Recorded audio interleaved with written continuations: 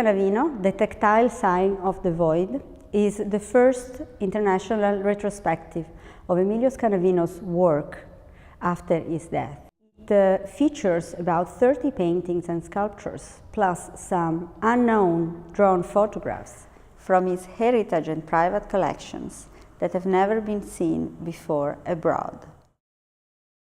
In the first room of the exhibition, we can see the birth of Scanavino's sign. The show starts in 1951, which is the date when Scanavino first exhibited as a solo show outside of Italy.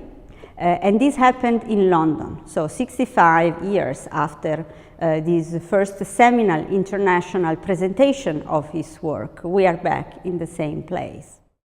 That show was visited by Henry Moore, who, together with Francis Bacon, Graham Sutherland, Edoardo Paolozzi and other British artists, was one of the earliest international references of Scanavino, which was very rare for an Italian artist of the time. The dialogue with Francis Bacon can be clearly seen in another seminal piece in the show, titled All'origine, At the Origin, which was shown at the Venice Biennale in 1958. Omaggio al Maestro is another key work in the show that is made out of a mixture of color inspired by Leonardo's treatise on painting. Artists like Alberto Burri, working with experimenting with matters, and Lucio Fontana, who was focusing on a new idea of space, were paving the way to a revolution in the way the work of art was being conceived. Scanavino kind of embodied both of these trends into a third peculiar way of painting, which is the sign. Scanavino's sign is not a gestural or a performative sign, but as the title of the show suggests, is a tactile sign. And it carves the void to create a new form of alphabet to speak again among humans. This alphabet is made out of creatures and presences in his paintings that unfold in front of our eyes as the germination of life. Scanavino's sign refuses any categorization within the context of surrealism, abstraction, or figuration, because it embodies all these trends into a new vision of carving into space.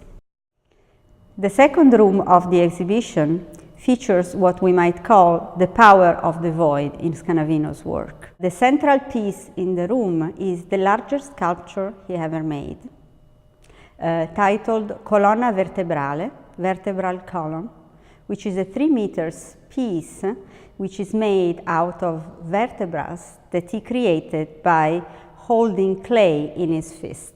Vertebral column is the place where impulses travel from brain to body and vice versa.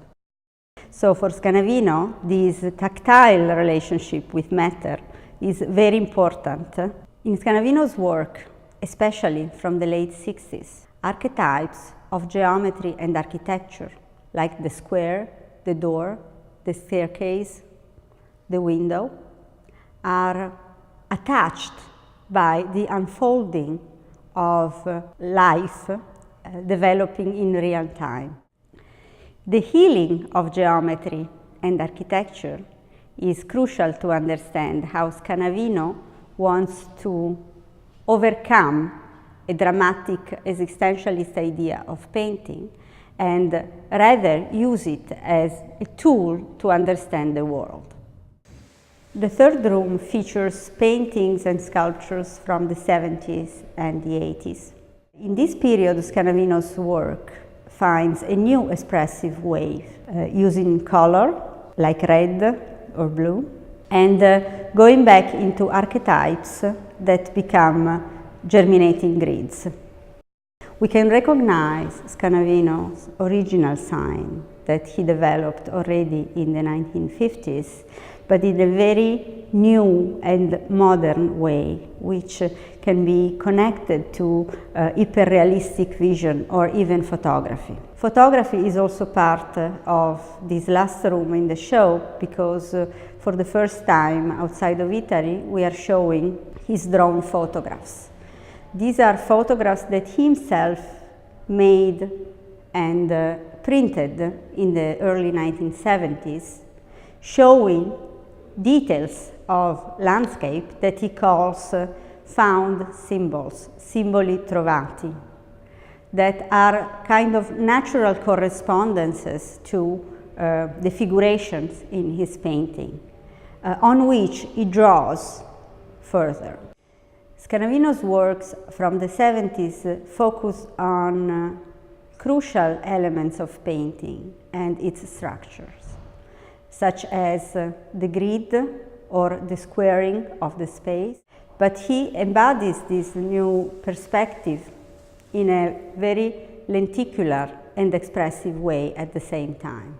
So, for example, in Nel Blu, we have the sign attaching a grid which is very clear and very rarefied, but the tactility and the carving of this sign is so deep that Scanavino even breaks the brush on the surface. But he doesn't take it off, he just attaches on the painting to show the life of painting itself.